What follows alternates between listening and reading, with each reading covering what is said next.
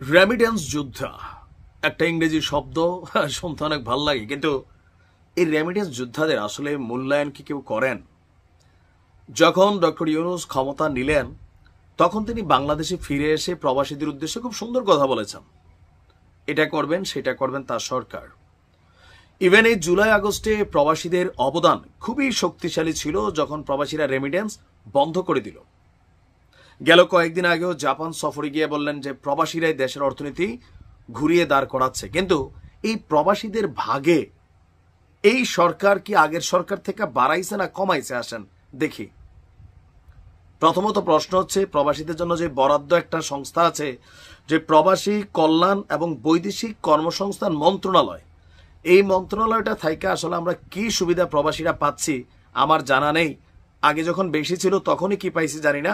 তবে এখন এই বাজেটে আইসা যেখানে আমরা আশা করতেছিলাম প্রবাসীদের জন্য সুযোগ সুবিধা আরো বাড়বে, কিন্তু সবাইকে অবাক করে দিয়া প্রবাসীদেরকে হাতে হারিকেন আর বাঁশ ধরাই দিচ্ছেন।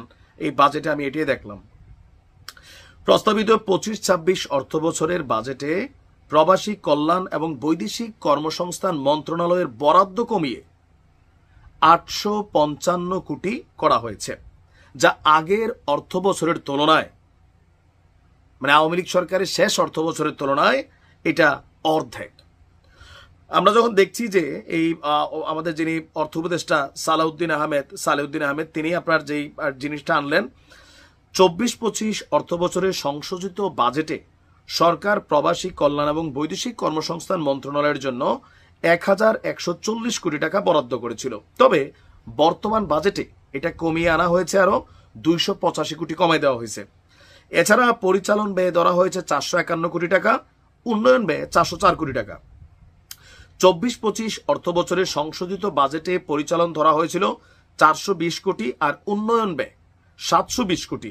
ঘোষিত অর্থ বছরে উন্নয়ন ব্যয় 316 কোটি টাকা কমাই দেওয়া হয়েছে, যা আগের বছরের তুলনায় প্রায় অর্ধেক, মানে দুইটা যোগ দিলে প্রায় 600 কোটি টাকা আমাদের উন্নয়ন বরাদ্দ কমছে।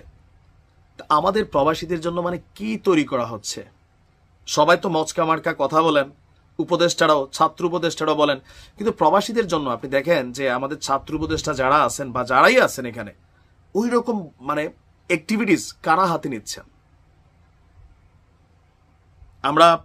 আমি জানি না। আমি পরশুদিন শুনলাম যে আমাদের উপদেষ্টা আসিফ নজরুল স্যার বলছিলেন প্রবাসীদের জন্য একটা আলাদা হাসপাতাল করা হবে।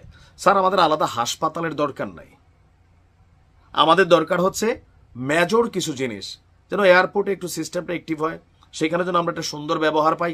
এখনো এয়ারপোর্ট নিয়ে মানুষের প্রতিনিয়ত আবদার, কমপ্লেন। বিদেশে থাকা দূতাবাসগুলো, বিশেষ করে মধ্যপ্রাচ্যে, বেশিরভাগ সময় মানুষ সেখানে হেনস্থার শিকার হয়। এগুলো একটু দেখেন। বিদেশে যেন বাংলাদেশিদের মান সম্মান একটু বাড়ে, সেটা দেখেন। দেশে প্রবাসীদের জন্য স্বল্প সহজে ঋণের একটু ব্যবস্থা করে দেন, কারণ অনেকেই বিদেশ যাওয়ার সময় সুদের উপর টাকা, বাড়ি ঘর বেচা, ব্যাংকের কাছে জমির বন্ধক জলিল টলিল দিয়া এই টাকা নিতে হয়। এগুলোতে একটু ফোকাস করেন। প্লেনের টিকিটের দামটা একটু কমাই দেন, যেটা করলে কাজে দিবে। কারণ প্রত্যেকটা প্রবাসী দেশে যেতে গেলে তার এই টিকিটের দামটা একটা ফ্যাক্ট হিসেবে কাজ করে। আমার কাছে মনে হয়েছে এগুলা সবচেয়ে বেশি ফরজ।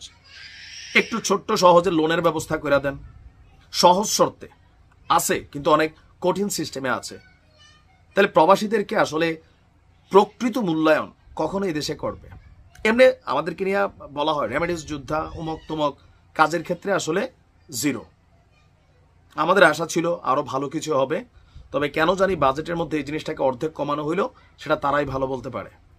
তবে এখানে একটা প্রশ্ন, আগে যে বেশি ছিল ওইগুলো দিয়ে প্রবাসীদের কি উপকার হয়েছে সেটাও একটা প্রশ্নবোধক চিহ্ন, নাকি ওইগুলা চিন্তা ভাবনা করে যে না বাজেট তো দেয়, এগুলো লুটপাট হয়ে যায়, প্রবাসীদের কাজে লাগে না, এই কারণে কমাই দিলাম। এইটাও হইতে পারে, যেহেতু আমরা জানি না কেন কমলো। একটু ব্যাখ্যা আশা করছি। ভালো থাকুন।